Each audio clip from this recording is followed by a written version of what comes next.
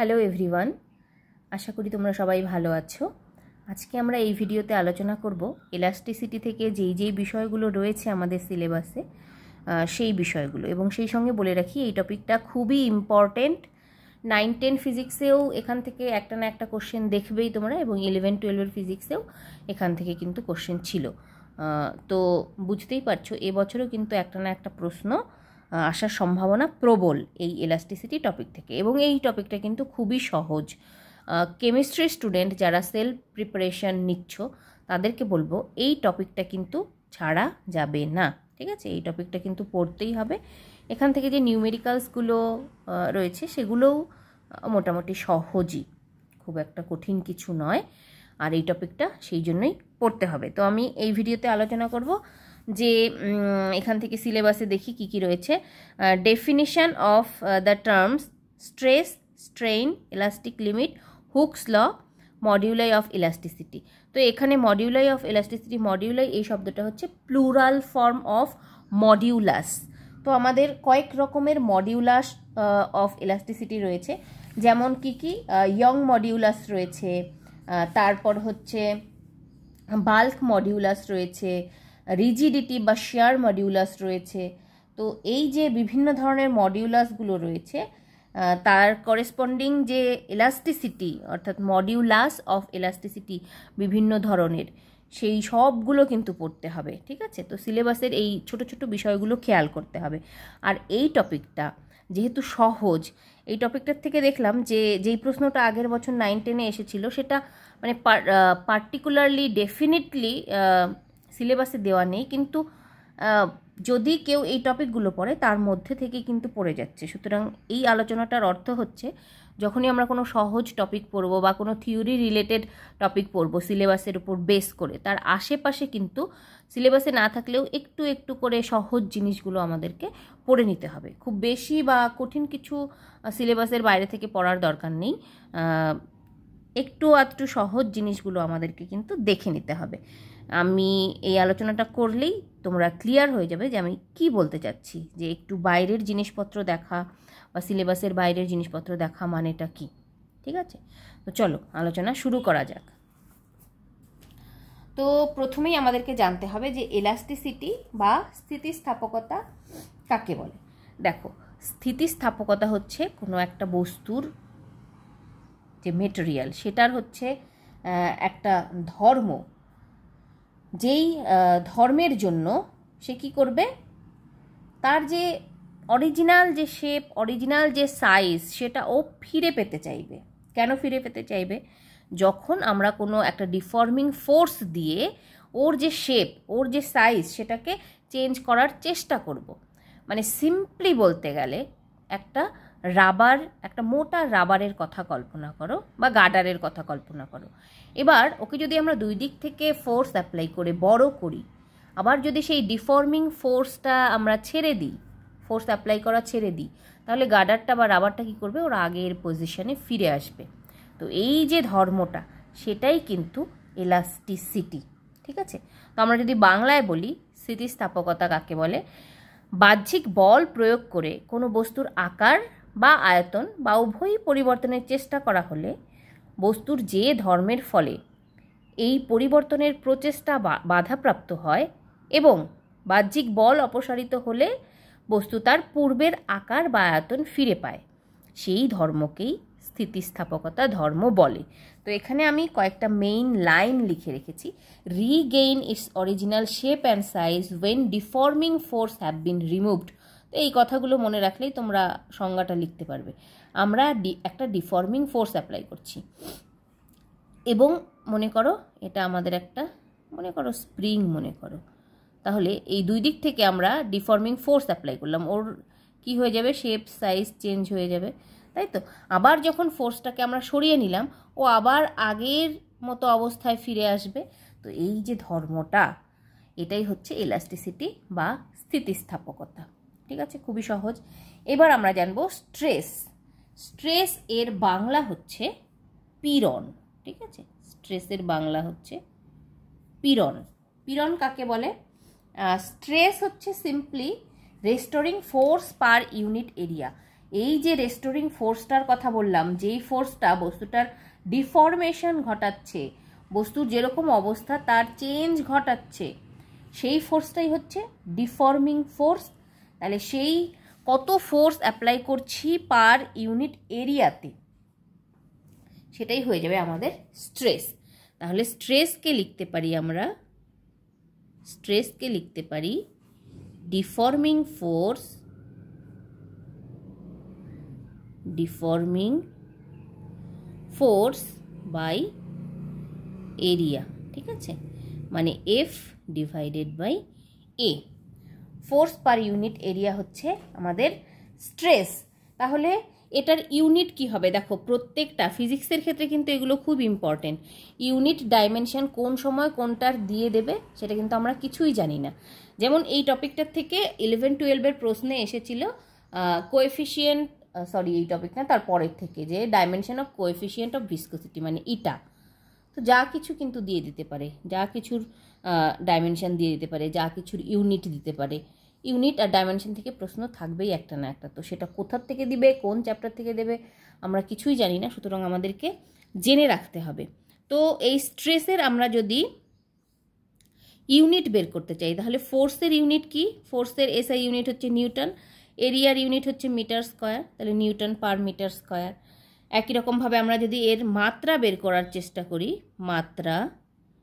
মাত্রা যদি বের করি, তাহলে এফ এর মাত্রা হচ্ছে ml(T⁻²)। এরিয়া হচ্ছে লেন্থ ইন্টু ব্রেথ, মানে দুটো লেন্থের গুণফল, তাহলে লেন্থ ইন্টু লেন্থ। আর এল কাটা যাবে, থার্ড ব্র্যাকেট দিতে হয়। ঠিক আছে, থার্ড ব্র্যাকেট ভুলো না, আমি সময় বাঁচানোর জন্য দিচ্ছি না। ml(1) T⁻²। এইটা হয়ে যাচ্ছে হচ্ছে আমাদের স্ট্রেসের মাত্রা, ml(1) T⁻², আর এটা হচ্ছে ইউনিট। ঠিক আছে, এই গেল স্ট্রেসের গল্প। এবার কিন্তু এই যে স্ট্রেসটা, সেটা কিন্তু বিভিন্ন রকমের হতে পারে, অনেক ধরনের হতে পারে, সেই সম্পর্কে আমাদের জানতে হবে। প্রথমে হচ্ছে নর্মাল স্ট্রেস। নর্মাল স্ট্রেস বা নর্মাল পীড়ন, সেটা আবার কি কি রকমের হয়? এক নম্বর হচ্ছে টেনজাইল বা লঙ্গিটুডিনাল, যেটা আর কি লঙ্গিটুডিনাল মানে লেন্থের ব্যাপার স্যাপার আসবে। ঠিক আছে, লঙ্গিটুডিনাল টেনজাইল স্ট্রেস অর লঙ্গিটুডিনাল স্ট্রেস।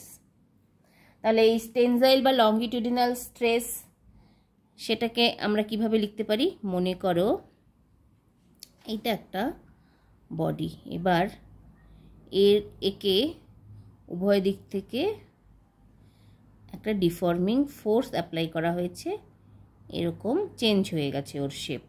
আগে ছিল হচ্ছে ওর লেন্থ এল, পরে হয়ে গেল মনে করো, আচ্ছা আগে মনে করো L1 ছিল, পরে মনে করো হয়ে গেল L2। ঠিক আছে, তো এই ক্ষেত্রে এর কি হলো? এর দৈর্ঘ্যটা কিন্তু বাড়লো লেন্থ ওয়াইজ, তাই না? সেই জন্য এই স্ট্রেসটা হয়ে যাবে হচ্ছে লঙ্গিটুডিনাল বা টেনজাইল স্ট্রেস। ঠিক আছে, লঙ্গিটুডিনাল অর টেনজাইল স্ট্রেস। তো আমরা এটাকে না এল আর ডেল্টা এল দিয়ে ধরবো, তাহলে সুবিধে হবে।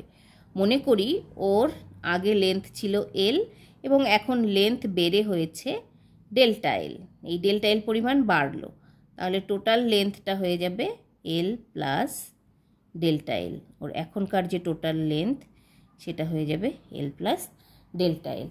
তো এক্ষেত্রে আমরা যদি এখানে স্ট্রেসের মান বলি বা টেনজাইল স্ট্রেস কিভাবে আমরা বের করব, ফর্মুলা কিন্তু একই, ফোর্স বাই এরিয়া।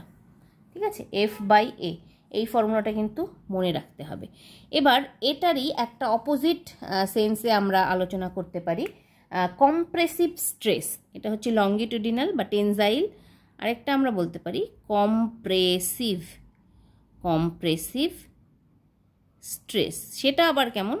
এর গল্পটা একটু উল্টো। এবার মনে করি একটা বড় বা আকৃতিতে লম্বা একটা বডি নেওয়া হলো, এবার একে আমরা মানে উল্টো দিকে ফোর্স দিচ্ছি, এই দিক থেকে এখান উপরের দিকে ফোর্স দিচ্ছি, এখান থেকে নিচের দিকে ফোর্স দিচ্ছি। আর এক্ষেত্রে ছিল হচ্ছে দুই দিক থেকে, একে এই দিক থেকে ফোর্স দিচ্ছি, এখানে এই দিক থেকে ফোর্স দিচ্ছি। দেখো ডিরেকশানটা কিন্তু চেঞ্জ হয়ে গেছে। তো আমরা যদি ওপর দিক থেকে মানে চেপে দিচ্ছি একে, তাহলে এর যে লেন্থ ব্রেথ সেটা একটু কমে যাবে, এরকম একটা শেপ হয়ে যাবে। ব্রেথ কমবে না, লেন্থটা কমে যাবে। তো এই ক্ষেত্রেও এই যে স্ট্রেসটা হলো এই ক্ষেত্রে যে কম্প্রেশনের ফলে যে স্ট্রেসটা হচ্ছে সেটাই হচ্ছে এখানে কম্প্রেসিভ স্ট্রেস। এটারও আমরা একইভাবে বের করতে পারি ফোর্স পার ইউনিট এরিয়া বা F/A। ঠিক আছে, এই গেল টেনসাইল আর কম্প্রেসিভ স্ট্রেস। এরপরে ট্যানজেনশিয়াল বা শেয়ারিং স্ট্রেস সম্পর্কে আমাদের জানতে হবে। ট্যানজেনশিয়াল और शेयरिंग स्ट्रेस এখানেই লিখছি আমি, ট্যানজেনশিয়াল और शेयरिंग स्ट्रेस। ট্যানজেনশিয়াল और शेयरिंग स्ट्रेस এটা হচ্ছে একটা দেশলাইয়ের বাক্স কল্পনা করো। দেশলাইয়ের বাক্সটাকে আমরা যদি একটু চাপা দিই ডান দিকে, তাহলে ও একটা নির্দিষ্ট কোণে বেঁকে যাবে। সেই ক্ষেত্রে বা সেই ধরনের যে স্ট্রেসগুলো সেটাই হচ্ছে ট্যানজেনশিয়াল স্ট্রেস। এই দেখো আমি ছবিটা দেখাচ্ছি ট্যানজেনশিয়াল স্ট্রেসের। এই দেখো, মনে করো আগে দেশলাইয়ের বাক্সটা সোজা ছিল, এবার ওকে আমরা চেপে দিলাম। চেপে দেওয়ার ফলে ও একটু ডান দিকে সরে গেল একটা অ্যাঙ্গেলে, থিটা অ্যাঙ্গেলে। Deforming force on the surface of A body, মানে এর সারফেসে আমরা একটা ডিফর্মিং ফোর্স অ্যাপ্লাই করলাম F এই দিকে, তো ও ডান দিকে একটু ঝুঁকে গেল এবং আগের যে পজিশন সেটার সঙ্গে একটা কোণ করলো থিটা। তো এই ধরনের যে স্ট্রেসটা, এই ধরনের যে ডিফরমেশনটা, সেটাই হচ্ছে আমাদের ট্যানজেনশিয়াল और शेयरिंग স্ট্রেস। ঠিক আছে, ওই আবার একই সেই F/A দিয়েই নির্ণয় করতে হবে। তো তোমরা এটা একটু খাতায় লিখে নিও ট্যানজেনশিয়াল স্ট্রেস সম্পর্কে। আর এই যে এদিকেও আছে কম্প্রেসিভ, আর আমাদের রয়েছে এখানে টেনসাইল স্ট্রেস।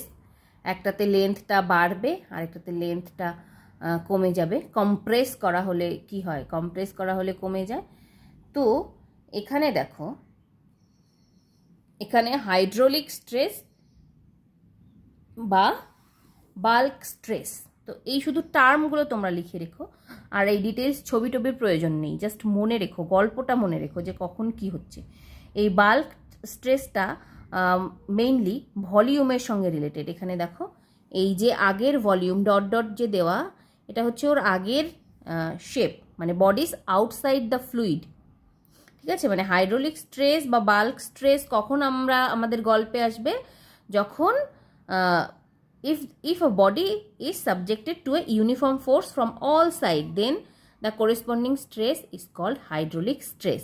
মানে এর উপর অল সাইড থেকে, দেখো তীর চিহ্নগুলো, প্রত্যেকটা সাইড থেকে ওর উপর একটা ডিফর্মিং ফোর্স পড়ছে, একটা ফোর্স পড়ছে। তো in case of hydraulic stress, the force applied perpendicular to every point on the surface of the body, due to which the change in volume del V of a body occurred।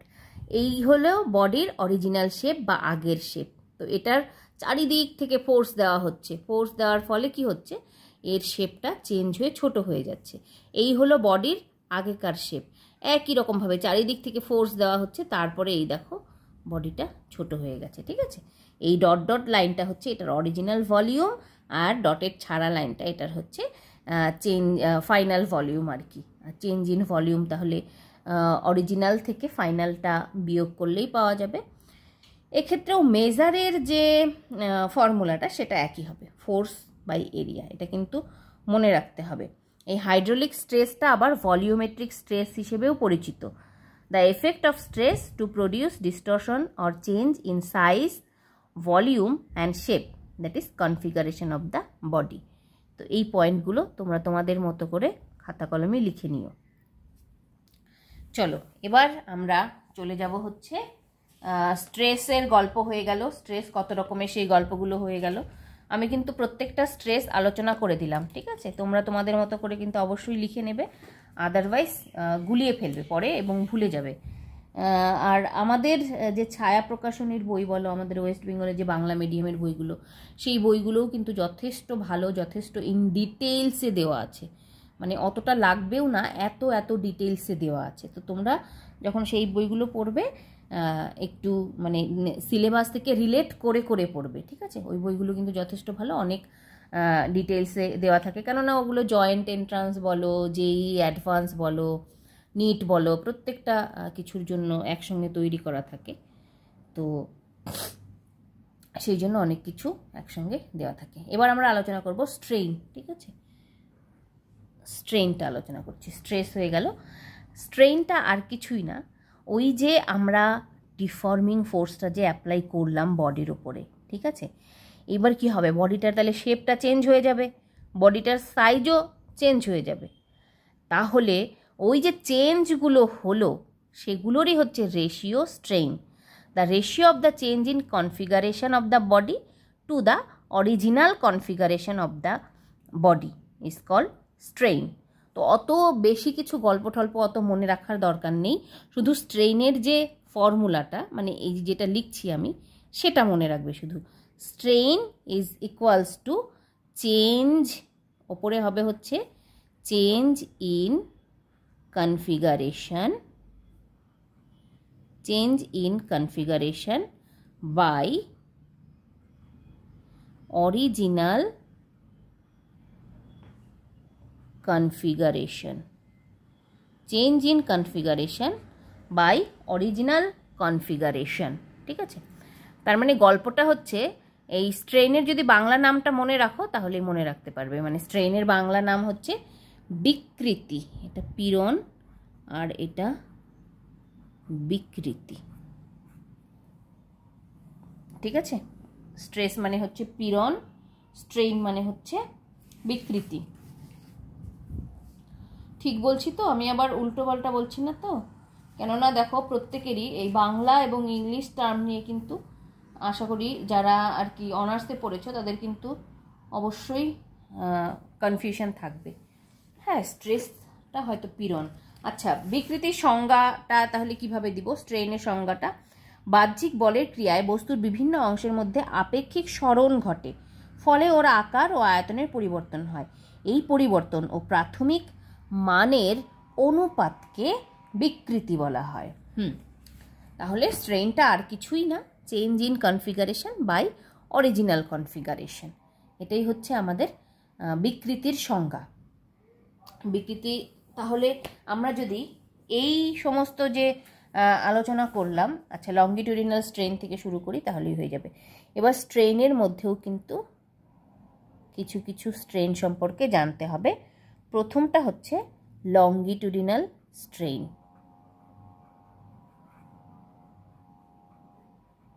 প্রথমটা হচ্ছে longitudinal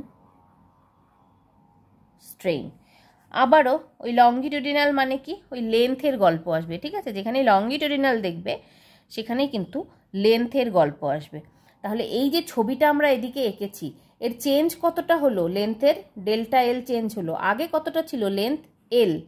তাহলে আমরা যদি এই ছবিটার ক্ষেত্রে আমরা যদি স্ট্রেইন বলি, strain is equals to original configuration, original length ছিল এল, আর আমাদের চেঞ্জ ইন লেন্থ হলো delta L, simply delta L by L. এবার একটা গল্প এখান থেকে মনে রাখতে হবে, সেই গল্পটা কিন্তু ইম্পর্টেন্ট, সেই গল্পটা কিন্তু আসতে পারে বা আসে। এই স্ট্রেইনের যে ইউনিট সেটা কি হবে? স্ট্রেইনের কি কোনো ইউনিট হতে পারে? দেখো তো, এখানেও একটা লেন্থ, এখানেও একটা লেন্থ, তাহলে লেন্থের ইউনিট কেটে যাবে, এটার হচ্ছে কোনো ইউনিট নেই, no unit. Strain is having no unit, কোনো ইউনিট নেই। লংগিটিউডিনাল স্ট্রেইনে লেন্থের গল্প আসবে, change in length by original length. এখানে আমরা কি লিখেছি? চেঞ্জ ইন কনফিগারেশন, এই কনফিগারেশনগুলো শুধু চেঞ্জ হয়ে যাবে, ঠিক আছে? কনফিগারেশনের জায়গায় এবার আমরা লিখে দেব চেঞ্জ ইন, লংগিটিউডিনালের ক্ষেত্রে change in length by original length, এটা হয়ে যাবে আমাদের লংগিটিউডিনাল স্ট্রেইন। একই রকমভাবে যদি আমরা volumetric strain volumetric strain. Volumetric strain, volumetric strain মানে কি, এখানে ভলিউমের গল্প আসবে। একই রকমভাবে change in volume by original volume, এটার কি কোনো ইউনিট থাকবে? থাকবে না। তারপর আমাদের লাস্ট একটা স্ট্রেইন সম্পর্কে জানতে হবে, সেটা হচ্ছে শিয়ার স্ট্রেইন। শিয়ার স্ট্রেইন, এই শিয়ার স্ট্রেইনের গল্প যখন আসবে তখন ওই আমাদের আবার ওই দেশলাই কাঠির গল্প খুঁজতে হবে। আচ্ছা, শিয়ার স্ট্রেইনটার যদিও ফাইনালি আমাদের ডেল এল বাই এলই আসবে, কিন্তু সেটা কিভাবে হচ্ছে সেটা আমি একটু আমার বই থেকে দেখিয়ে দিচ্ছি। এই দেখো, শিয়ার স্ট্রেইন হচ্ছে এই বিষয়টা। ডিফর্মিং ফোর্সটা কি হবে, চেঞ্জ মানে শেপটাকে চেঞ্জ করছে, তখন সেই স্ট্রেইনটা হয়ে যাবে আমাদের শিয়ার স্ট্রেইন। শেপটা কিন্তু এক্ষেত্রে চেঞ্জ হচ্ছে। তো এটা ছিল ওর অরিজিনাল পজিশন, এই যে বোল্ড লাইন যেটা, তারপর আমরা ফোর্স অ্যাপ্লাই করলাম এই ডটেড লাইনে, ও একটু চেঞ্জ হয়ে গেল থিটা অ্যাঙ্গেল করে, থিটা অ্যাঙ্গেল করে ওর শেপটা ডিফর্ম হয়ে গেল। তাহলে কতটা ডিফর্ম হলো, শিয়ার স্ট্রেইন থিটাটা যখন ছোট হয় তখন সেটাকে আমরা ট্যান থিটার সঙ্গে কম্পেয়ার করতে পারি। তো tan theta is equals two আমরা কি জানি, সাইন থিটা হচ্ছে লম্ব বাই অতিভুজ, কস থিটা হচ্ছে ভূমি বাই অতিভুজ, আর ট্যান থিটা হচ্ছে লম্ব বাই ভূমি। তো এই ছবিটা দেখো, এই ছবিটা হচ্ছে এইখানে যদি থিটা অ্যাঙ্গেল হয়, এটা লম্ব হয়ে যাবে এই ডেল এল, আর ভূমি হয়ে যাবে হচ্ছে এল। তাহলে এই লম্ব বাই ভূমি ডেল এল বাই এল, ঠিক আছে। তো এইভাবে কিন্তু এটারও কোনো ডাইমেনশন থাকবে না। চলো, স্ট্রেইনের গল্প হয়ে গেল। আচ্ছা, যেমনটা বলেছিলাম যে তোমাদের সঙ্গে কিছু এমসিকিউ শেয়ার করব, তো সেটা আমার এই বই থেকেই করে দিচ্ছি। এই এমসিকিউটা দেখো ইম্পর্টেন্ট, কিন্তু এটা তোমরা স্ক্রিনশট নিয়ে নিতে পারো, বা হচ্ছে এটা ইম্পর্টেন্ট, সেই সঙ্গে এই লাইনটা আমি এক্সপ্লেইন করছি, এই লাইনটাও, বা এই এলাস্টিক লিমিট এটাও ইম্পর্টেন্ট। তারপরে কি রয়েছে আমাদের, এলাস্টিক লিমিট, হ্যাঁ এলাস্টিক লিমিট সম্পর্কেই রয়েছে আমাদের সিলেবাসে। তো এইগুলো জানতে হবে। এই জায়গাটা তোমরা একটু স্টপ করে নিয়ে সুন্দর করে লিখে নেবে। মোট কথা এই এক্সাম্পল 4 থেকে শুরু করে এই পর্যন্ত এটা কিন্তু লাগবে। এলাস্টিক লিমিটটা কিন্তু রয়েছে তোমাদের সিলেবাসে। ওকে, এলাস্টিক লিমিটের গল্পটা কি, তো প্রথমে এটা দেখো আমি এক্সপ্লেন করে দিচ্ছি। If the angle of shear is 30 degree for a cubical body and the change in length is 250 centimeter, then what must be the volume of this cubical body? তার মানে কি কি দেওয়া আছে, চেঞ্জ ইন লেন্থ মানে delta L দেওয়া আছে, আর কি দেওয়া আছে, থিটা দেওয়া আছে, theta is equals to 30 degree. তো লিখে নাও, given angle of shear 30 degree, change in length delta L is equals to 250 centimetre. এবার উত্তরে দেখো সব কিছু মিটারে দেওয়া আছে, তার মানে আমাদের সেন্টিমিটারটাকে মিটারে কনভার্ট করে নিতে হবে। তো মিটারে কনভার্ট করা হলো। এবার ট্যান থিটা মানে আমরা কি দেখলাম, ডেল এল বাই এল। এখানে কি বের করতে বলেছে, ভলিউমটা। তাহলে ভলিউমের ফর্মুলা হচ্ছে length into breadth into height. তো এক্ষেত্রে তিনটেই হচ্ছে L into L into L, তার মানে ভলিউম হচ্ছে এল কিউব। এখান থেকে আমরা এল এর ভ্যালুটা পেয়ে যাব, ট্যান 30-র মান হচ্ছে 0.577। যদি পরীক্ষায় আসে তাহলে এই ভ্যালুটা কিন্তু দেওয়া থাকবে, ঠিক আছে। বা ট্যান 30-র আমরা যেরকমভাবে মান জানি সেরকমভাবে মান লিখেও কিন্তু ক্যালকুলেশন করতে পারি, যাতে সেই সহজ কিছু ফর্মে দেওয়া থাকে এই ধরনের প্রবলেমগুলো। মোট কথা তোমাদের ফর্মুলাগুলো জানতে হবে।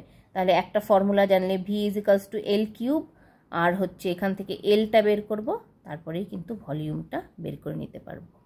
ওকে, তো এই এমসিকিউটা ইম্পর্টেন্ট, বলেছিলাম যে শেয়ার করব এমসিকিউ। এবার এলাস্টিক লিমিটটা কি জিনিস, দেখো সেই রাবার ব্যান্ডের কথাই কল্পনা করো। রাবার ব্যান্ডকে আমরা যদি অল্প একটু ফোর্স দিই, ওর সাথে সাথে ওর আগের পজিশনে চলে আসবে। এবার রাবার ব্যান্ডটাকে তুমি দুই দিক থেকে যদি ভীষণ জোরে টানো, টেনে যদি মানে অনেকটা ফোর্স দিয়ে দুই দিক থেকে যদি টানো, তাহলে কিন্তু ওর আগের পজিশনে কিন্তু ফিরবে না, একটু হলেও কিন্তু ও ডিফর্মড হয়ে যাবে বডিটা, ঠিক আছে। তো সেই যে ফোর্সের লিমিট, মানে যেই ফোর্সটা আমরা অল্প ফোর্স অ্যাপ্লাই করতে করতে আমরা ফোর্সের পরিমাণ বাড়াচ্ছি, যেই ফোর্সটা একটা লিমিট ক্রস করে যাবে সে বডিটা ডিফর্ম হয়ে যাবে। তো যেই ফোর্সটা অ্যাপ্লাই করার জন্য বডিটা ডিফর্ম হলো সেই পর্যন্তই হচ্ছে ওর এলাস্টিক লিমিট, মানে ওর বেশিও নিতে পারবে না। ওই ফোর্সের বেশি ফোর্স দিলে বডিটা ডিফর্ম হয়ে যাবে পারমানেন্টলি, আর আগের মতো অবস্থায় ফিরে আসতে পারবে না। সেটাই হচ্ছে এলাস্টিক লিমিট। তাহলে বলছে elastic limit is the upper limit of deforming force up to which if deforming force is removed the body regains its original form completely, and beyond which if deforming force is increased the body loses its property of elasticity and gets permanently deformed. Elastic limit is the property of the body whereas elasticity is the property of the material of the body. খুব সহজ ইংরেজিতে লেখা আছে, আশা করি তোমাদের বুঝতে অসুবিধা হবে না।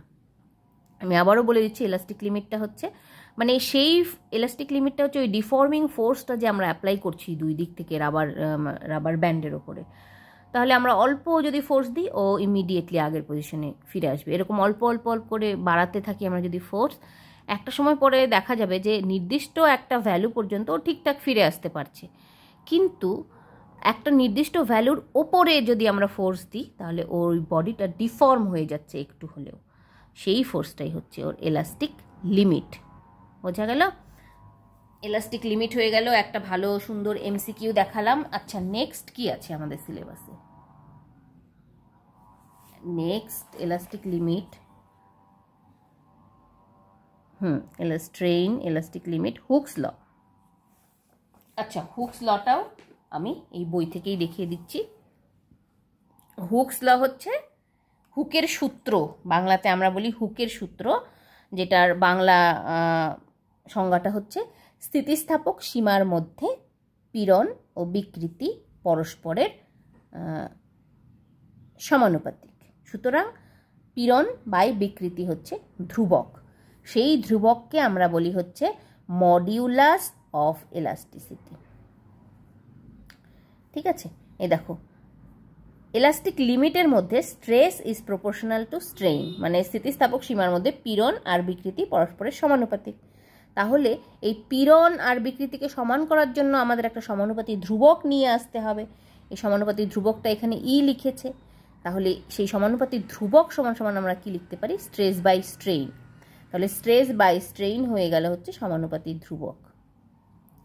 আর আমরা বলতে পারি যে স্থিতিস্থাপক সীমার মধ্যে stress R স্ট্রেইনটা proportional to each other, বা স্ট্রেস বাই স্ট্রেইন অর্থাৎ রেশিও হচ্ছে ধ্রুবক, আর সেই ধ্রুবকের মান বা নাম হচ্ছে মডিউলাস অফ এলাস্টিসিটি। ওকে, ব্যাস এতটুকুই জানতে হবে। এখানে কি লেখা আছে? Modulus of elasticity depends on the nature of the material of the body. নেচারের উপর ডিপেন্ড করবে, কিন্তু ইন্ডিপেন্ডেন্ট অফ ইটস ডাইমেনশন, কিন্তু ডাইমেনশন, লেন্থ, এরিয়া, ভলিউম এগুলোর উপর নির্ভর করবে না। এটাই হচ্ছে হুকস ল। হয়ে গেল। এবার হুকস লর পরে কি আছে আমাদের? মডিউলাই অফ এলাস্টিসিটি, তাই তো? মডিউলাই অফ এলাস্টিসিটি মানে বিভিন্ন ধরনের যে মডিউলাসগুলো রয়েছে সেই মডিউলাস অফ এলাস্টিসিটিগুলো আমাদের এবার জানতে হবে।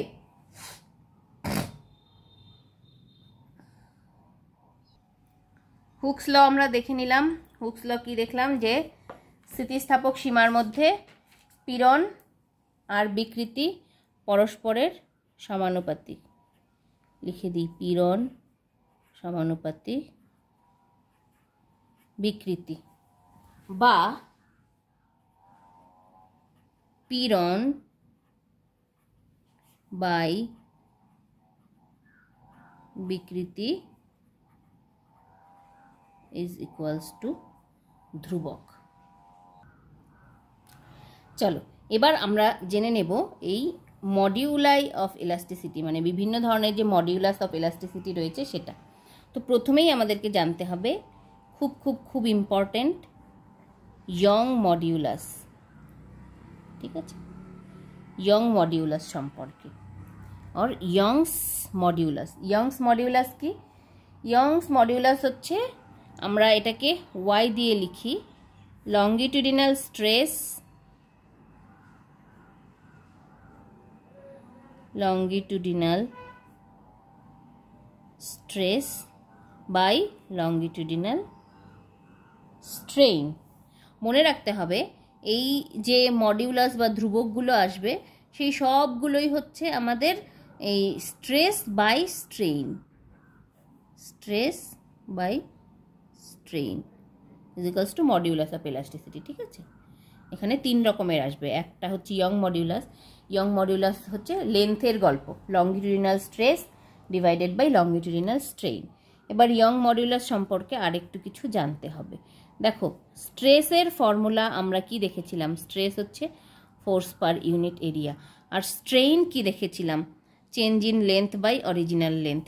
তাহলে এই দুটোকে আমরা একসঙ্গে যদি করি, এই এলটা উপরে চলে যাবে, এটা নিচে আসবে, F L divided by A delta L, F L by A delta L. তো ইয়ং মডিউলাসের যে এই ফর্মুলাটা সেটা মনে রাখতে হবে, Y is equals to F L divided by A delta L. এটা দিয়ে কিন্তু নিউমেরিক্যালস আসতে পারে বা আসে বড় বড় পরীক্ষাতে।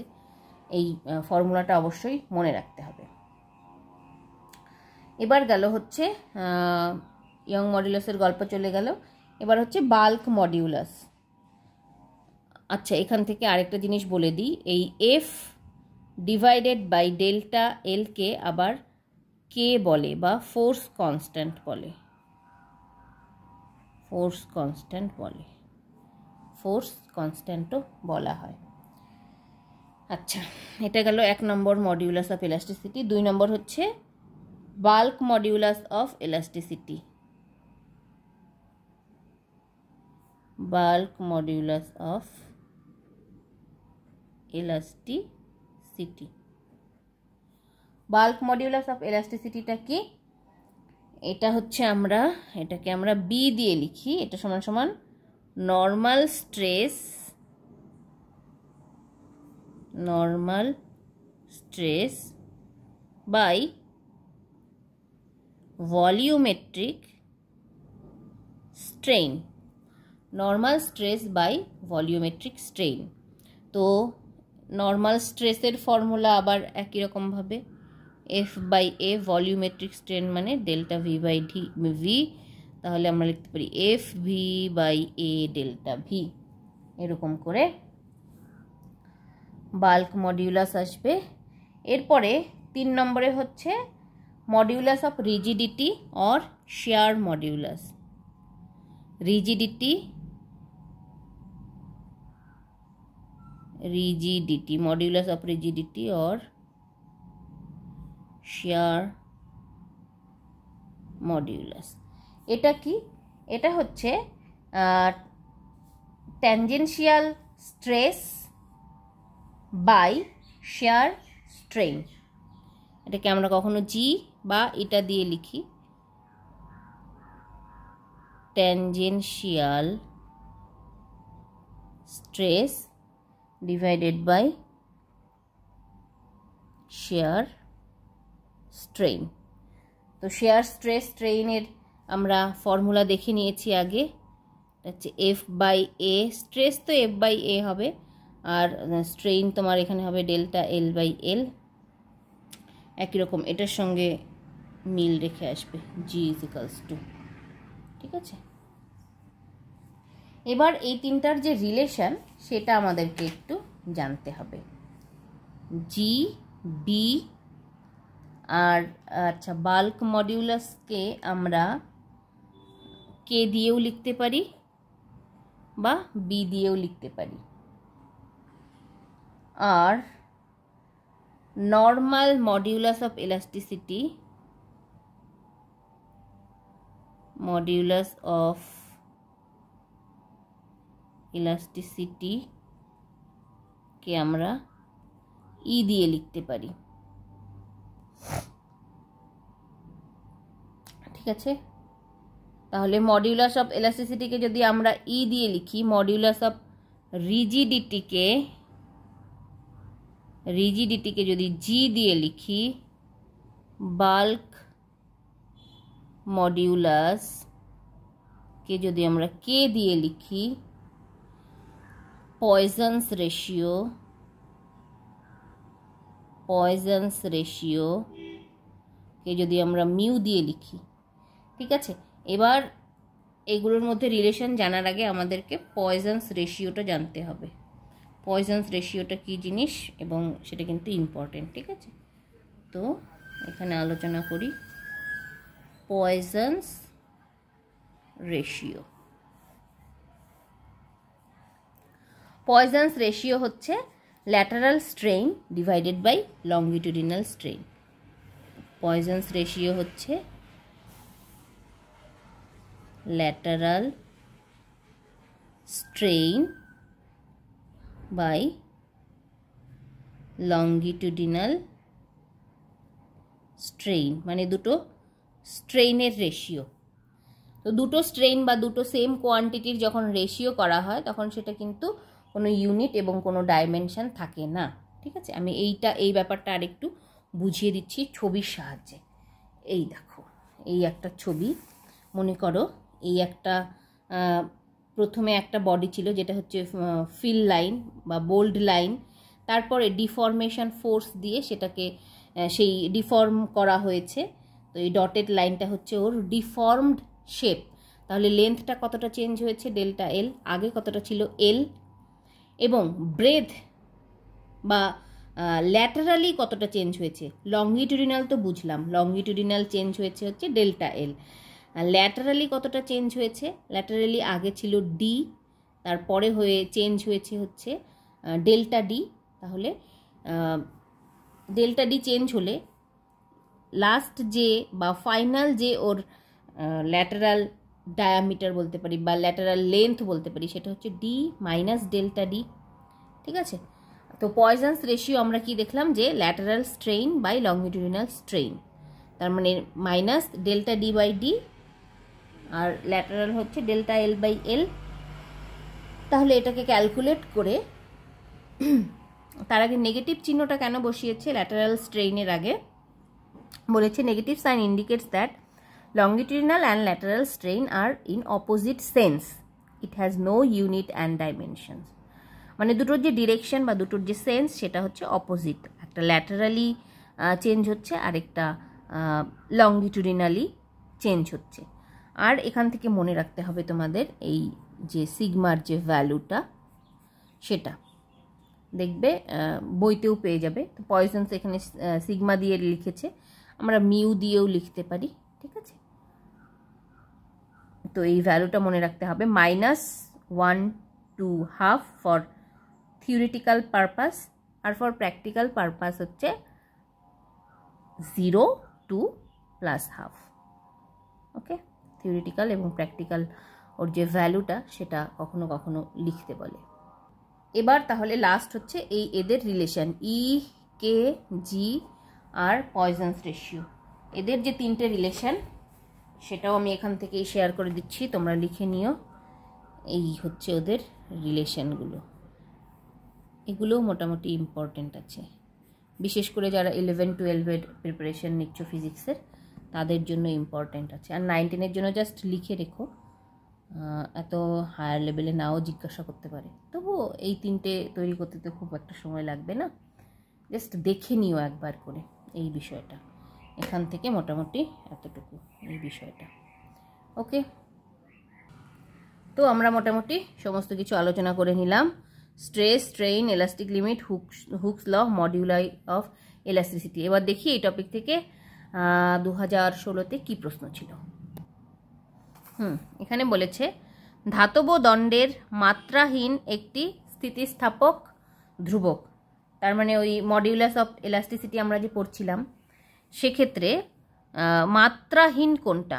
দেখো ইয়ং গুণাঙ্কের আমরা কি দেখলাম, ইয়ং গুণাঙ্ক ওয়াই এর আমরা ডাইমেনশন দেখলাম, ওয়াই মানে হচ্ছে এই F L by A delta L, তো প্রত্যেকটারই কিন্তু ইউনিট ডাইমেনশন রয়েছে, তো ওয়াই কিন্তু ইউনিট ডাইমেনশন ছাড়া হবে না, ইয়ং গুণাঙ্কের অবশ্যই ডাইমেনশন রয়েছে।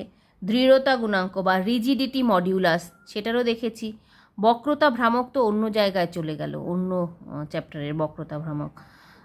আর পোয়াস এর অনুপাত বা পয়জনস রেশিও বা পয়জনস অনুপাত যেটা আমরা বলি, পোয়াসের অনুপাত এখানে আছে, পয়জনস রেশিও এটা। তো এটাই কিন্তু আমাদের মাত্রাহীন একটি স্থিতিস্থাপক ধ্রুবক, ঠিক আছে। তো এই প্রশ্নটা এসেছিল আগের বছর পয়জনস রেশিওর থেকে, তাই জন্যই বলছিলাম যে সিলেবাসে কিন্তু এটা ডিরেক্টলি দেওয়া নেই, বাট ইনডিরেক্টলি তোমাদেরকে জানতে হবে। তো এই ধরনের কেমিস্ট্রিতেও কিছু কিছু টপিক পাবে যে ডিরেক্টলি দেওয়া নেই কিন্তু ইনডিরেক্টলি তোমাদেরকে করতে হচ্ছে, সেরকমই ফিজিক্সেও কিন্তু একটু এদিক ওদিক থেকে সহজ সহজ বিষয়গুলো তোমাদেরকে দেখে নিতে হবে। চলো আজকের ভিডিও এখানেই শেষ করব, আর এর পরের ভিডিওতে আমরা যেই টপিকগুলো এই ভিডিওতে দেখলাম সেই রিলেটেড কিছু এমসিকিউ সলভ করব, নিউমেরিক্যালস প্রবলেম সলভ করব, এবং সেই সঙ্গে তোমাদেরকে বলবো যে আর কি ধরনের প্রিপারেশন তোমরা এই টপিকগুলোর থেকে করবে। Thank you so much for watching the video.